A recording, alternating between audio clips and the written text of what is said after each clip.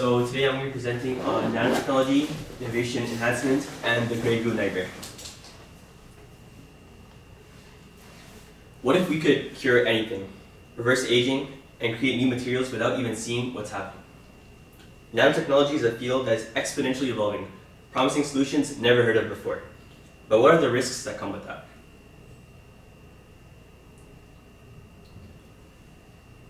First, we'll look at how this technology came to be, and then we'll look at how it's being currently applied, how it could change in the future, and how it could possibly end the world. So, on the macro scale, we have the things that we use on a day-to-day basis. For example, a baseball bat is approximately 1 meter in length. Can anyone name anything that's about 1 millimeter in length? Anything? No? Like a strand of hair? Okay, sure. We got a pencil tip, so I think a strand of hair would be even more than that. And then imagine you divide that into 1,000 pieces. You get a red blood cell. The thickness of a red blood cell is about 1 micrometer. But the nanoscale goes even 1,000 times less than that. A strand of the width of the strand of a DNA is about 2 nanometers. And I have another question. If a marble was a nanometer, how big would a meter be? Any guesses? Like an elephant? Elephant? The Earth? Yeah, it would be the size of the Earth. So, is it like the movies? Yes and no. The idea shown in movies is that nanotechnology is almost a magical thing that can do anything. But let's start with what the fiction aspect is. The ability to change the size of something, as shown in Ant-Man, is something that will probably never exist. Why? Because atoms, they take up space and they have to be compressed in order to be shrinked. But mass can't just stop existing, it has to go somewhere. And compressing to that size would cause a huge amount of energy to be used. Nextly, the idea of intelligent, independent, self-assembling material, as seen here, most likely can't exist because at such a small scale, nanobots don't have enough technology to be intelligent, so they rely on pre-programming. However, the more nanotechnology evolves, the closer we can get to the idea. So what is nanotechnology? Anything that ranges from the 1 nanometer to 100 nanometer area falls within the term of nanotechnology. Within medicine, nanotechnology can be used to diagnose, treat, or even possibly prevent diseases at a molecular level. It also permits the creation of new materials that are stronger, lighter, and more durable, and allows drugs to be precisely taken to a specific target. This can revolutionize cancer treatment. And as it improves, there's always more room for innovation. So how did it originate? In 1959, Richard Feynman was an American theoretical physicist, and he gave a famous talk in 1959 called "There's Plenty of Room at the Bottom." This speech is considered to be the birth of nanotechnology. In this speech, he proposed 3 main concepts. The first one was storage at the nanoscale. He quoted right here, "Why can't we write the entire 24 volumes of the Encyclopedia Britannica on the head of a pin?" He even went as far as to offer $1,000 to anyone who could make a page that was so small it could be only read on an electron microscope. The next thing he suggested was building with atoms. He suggested that in the future, atoms could be arranged in any possible order that scientists desired to produce any molecule they wanted. The last thing he proposed was creating miniature machines. And he even went as far as to create a tiny motor himself that was 1/64th of an inch. This sparked a lot of innovation within the community. So right after that, in 1981, Binning and Rauer created the scanning tunnel microscope, which allowed moving individual atoms just as Richard has proposed. Furthermore, in 1986, Eric Drexler coined the term nanotechnology and introduced fundamental concepts about it in his book, where he also introduced the grey goo concept, which I'll cover later. And in 1991, Ijima created carbon nanotubes, one of the first nanotech materials, which was a big step in innovation. So essentially, there's 2 types of nanobots. The first one is passive. These are nanobots which have no mobility by themselves, and they move through environmental factors such as blood pressure or magnetic field. This includes drug carriers, nanobots used for diagnostic assessment, or even contrast agents that help sharpen MRI or CT scans. An example of this is gold nanoparticles, which can be modified and then attached to a drug, where they can be taken to a certain target tissue and then release the drug there. The second one is active. These are nanobots which can independently move and can also respond to signals. They're usually equipped with a propulsion system that operates in fluids. As you can see here, it has a bunch of tails which it uses to move. These can perform much more advanced tasks such as DNA or tissue repair, or act as biosensors and transmit useful data to healthcare professionals. So the first modern application that I'm going to mention is the magic bullet. This is essentially a nanobot that's modified with an antibody that is used to recognize a receptor on a target cell. This could be, for example, a cancer cell. So the drug is loaded onto this nanobot, and using passive forces such as bloodstream movement, the nanobot carries the drug until it reaches the target site, and only then does it release it. This is very useful as it can prevent damaging healthy tissues.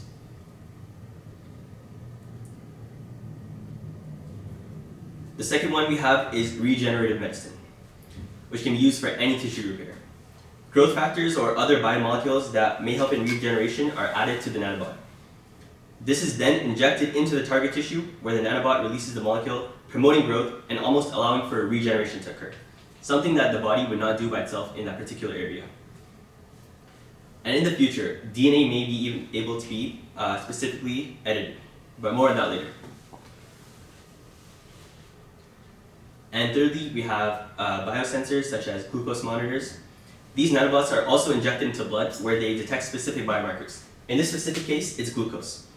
Once it recognizes molecules of glucose, it can send signals to a third-party device or a professional. And that allows for real-time monitoring for diabetes. So the future is looking very exciting. Are we going to have superpowers? Is nanobots going to be flowing through our veins? Are we going to be able to regenerate like Wolverine? Are we going to have enhanced immunity? All these questions, and the answer is maybe. Let's take a look at some things that can come within the near future. The first one is aging backwards. Advanced active nanobots could potentially seek harmful DNA mutations and edit them using CRISPR-like techniques to treat cancer or any genetic disease. We can already promote regeneration. So if nanobots were constantly flowing in our bodies, repairing tissues and cells at the nano level, cellular decay could almost be prevented completely. Nutrients could be replenished, and age-related problems could be mitigated or completely removed. In theory, this could double life expectancy, or even at one point, prevent all disease-related deaths. The next one is human enhancement. Nanotechnology opens a whole new dimension of creation of new materials which could even support human function. Firstly, muscles could be enhanced by nanobots producing contractions. This could strengthen tendons, improve help heal microtears, which would prevent injuries, improve strength, and also increase recovery times. But it's not only limited to muscles. Nanotech could also be applied to any part of the human body, improving senses such as vision, or even introducing new senses such as night vision, and creating a super immune system, allowing the ultimate enhanced superhuman. Nextly, this is the one that I'm most interested about as a neuroscience student, is neuronanobotics. This is repairing nanotechnology can be applied to neurons, which can create cures for neurodegenerative diseases such as Alzheimer's. It can also remove neurotransmitters that cause excitotoxicity, or even help with addictions by stimulating receptors without using harmful drugs. Nanobots could also enhance neural pathways, essentially increasing memory storage or even stimulating neurons instead of neuroreceptors to improve cognitive function, basically just making you smarter. And lastly, nanotechnology could allow direct computer-to-brain communication by enabling brain signals to be transmitted wirelessly, allowing thought-based control and functions similar to Neuralink. However, there is a dark side. It's not all fun and games. And that is replication. So self-replicating nanobots are a type of nanotechnology that consumes materials from the environment to recreate itself. It's similar to how bacteria use genetic code, but instead it uses a programmed DNA. And now, why would we ever want this? This could significantly improve treatment costs and efficiency, as only one nanobot would need to be introduced into an environment, and there it could replicate, similar to how antibodies replicate when we have a virus in our body. Outside of the medical purposes, they could be used to clean up, such as consuming trash, cleaning up oil, and they could also be used for construction if they're programmed to form a specific structure right after they replicate. There will always be programs that prevent over-replicating, but what if something went wrong? What if the nanobots start eating everything indiscriminately and taking everything created with carbon to reproduce itself? I want to introduce the grey goo nightmare. The scientists float the first assembler in a bottle of chemicals. It is pre-programmed with one task: to duplicate itself using the materials around it. The tiny assembler takes in a small amount of the biomass of the bottle and assembles a copy of itself These are all in nanobots. 1,000 seconds. The two assemblers then build two more in the next 1,000 seconds. The 4 build another 4. The 8 build another 8. The bottle begins teeming with assemblers, consuming the liquid biomass and replicating themselves at a mechanical pace that grows increasingly quick. Then the bottle breaks. The assemblers scatter all over the floor. The assemblers crawl into jars across tables and onto scientists themselves. They know only one thing: to consume biomass and to replicate. In the next 10 hours, there are 68 billion assemblers. In less than a day, they weigh a ton. In less than 2 days, they outweigh the Earth. In the grim future, the Earth is a writhing mass of nanobots. All biomass has been consumed. This is the grey goo. So why is this possible? It's due to rapid growth and accelerated growth. This is something like we saw in COVID when spread was so fast that the world took very long to react. However, this would be so much faster that there would be no stopping it. In 10 hours, like you mentioned, there would be 68 billion nanobots. Without a kill switch, there would be no stopping the consumption of all biomass on the Earth. This idea was first proposed by Eric Drexler, and since then it's gained a lot of popularity due to the pop culture promoting this idea of a world-ending apocalypse. In reality, however, there would most likely be a kill switch installed, which could shut down all nanobots instantly. Operation of nanobots would also be done in closed and monitored environments, making the chance of 10 hours going by without it being monitored almost impossible. But still, code can get corrupted, kill switch programs can be forgotten about, protocols can be avoided, and accidents can always happen. So how does this affect the future of medicine?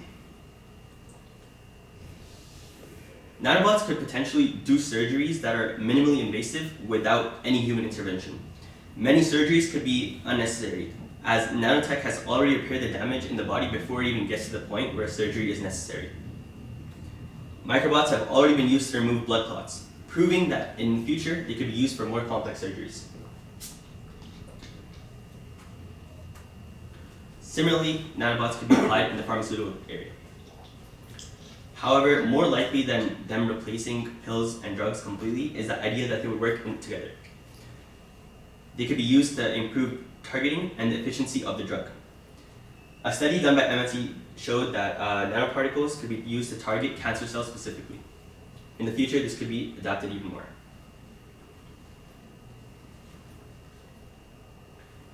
The ethics of nanotechnology. If nanotech was able to drastically change, there's some ethical concerns that would be brought up. Here are some of them. The first one is regulation. Who controls the usage of nanotechnology? And who can administer it to humans? Is it only doctors that are allowed? Are private companies allowed? Or is it controlled by the government? Similarly is access. Should this be something that's a publicly available resource when someone is in immediate need of it? Or is it something that only people with wealth and governments would have access to? The next thing is treatment versus enhancement. Should the usage be only restricted to treating diseases? Or should it be also allowed to enhance humans? If yes, how much should it be allowed to enhance humans? And if humans are enhanced, that opens a whole nother bracket of ethic questions. For example, can people who are enhanced compete against people who are not enhanced in Olympics? And the last one is biohacking. Since I mentioned glucose monitors and there's many other biosensors that could be created in the future, what if they were hacked? That could create a possible privacy concern.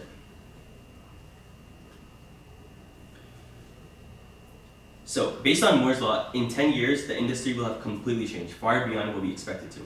However, this impact may be even faster than Moore's law, because nanotech is an industry which a lot of funding is being put into and a lot of interest is growing. This is because that there's a lot of high hopes for positive future impacts. Many of the mentioned possible advancements will likely be normal treatments within 10 years. So there's the good, the bad, and the reality. The best case scenario is that we end all diseases and are able to enhance humans to new heights, advancing society as a whole, as people are able to live longer, create better structures, and all of society gets better. But the worst case scenario is that we cause our own extinction with the gray goo paradox. But the more likely one, the reality that's probably going to happen, is there'll be improvement in drug targeting, cell repair, genetic editing, and major developments in enhancing human function. Most likely, medical restrictions will heavily slow this down though, and implementation of this into humans would take more years than it would to create it. The question is, should we push this technology? My answer is yes. As with anything similar to AI, there's good and there's bad. Just as you can't blame someone who creates a knife for creating evil, it depends on the user. Holding back in improving this technology could possibly prevent a lot of innovation and a lot of lives from being saved. The next question is, will it ever go below the 1 nanometer size? And the answer is probably not. Below 1 nanometer, you only have a limited amount of atoms that you can put together. And therefore, engineering is very restricted at that point. Anything with complexity becomes increasingly difficult to create. Overall, nanotechnology has a lot of promise for the future, with disease treatment, enhancements, and many other applications that reach outside of medicine. For example, garbage consumption or construction. I don't know about you, but I'm very excited to see what the future holds with nanotechnology. Here are my sources, and thank you for listening. Any questions? Okay. So any questions? No question. So you know what I like about the pictures that you use is there was no nanolouse, which is a completely fictional thing. It used to be everybody presenting about nanotech would have this beautiful nanolouse on the first one that you think, wow, such a fascinating machine. And nothing like it existed or then or now. So you had much more realistic pictures. Yes, a lot of them were still things that don't actually exist. And in fact, I mentioned here, a lot of these were from different sources, but almost half the slides were created using AI. So that's why it's probably more realistic than taking something from the from the internet that would be completely hypothetical. So yeah. So if you look at the subjects we've been teaching in this course with formal lectures, we began with nanotechnology lectures in 2011, 2012, 2013. And gradually it became harder and harder. And I think the same is true with funding here at the university. At that time, there was a nanotech institute with practically an entire building and stuff.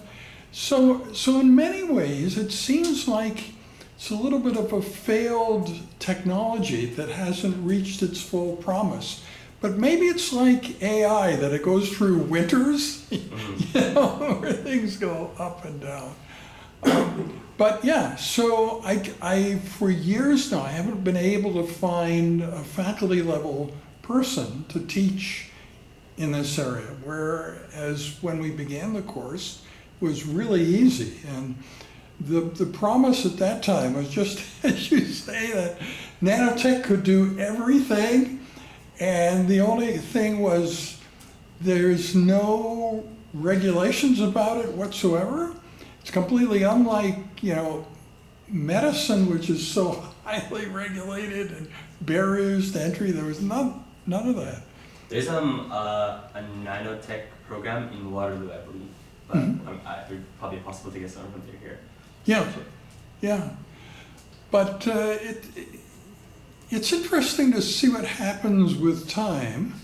You know, as the course goes on, will nanotech rise up again and have more presence here on this campus and more people who can teach it? Yeah.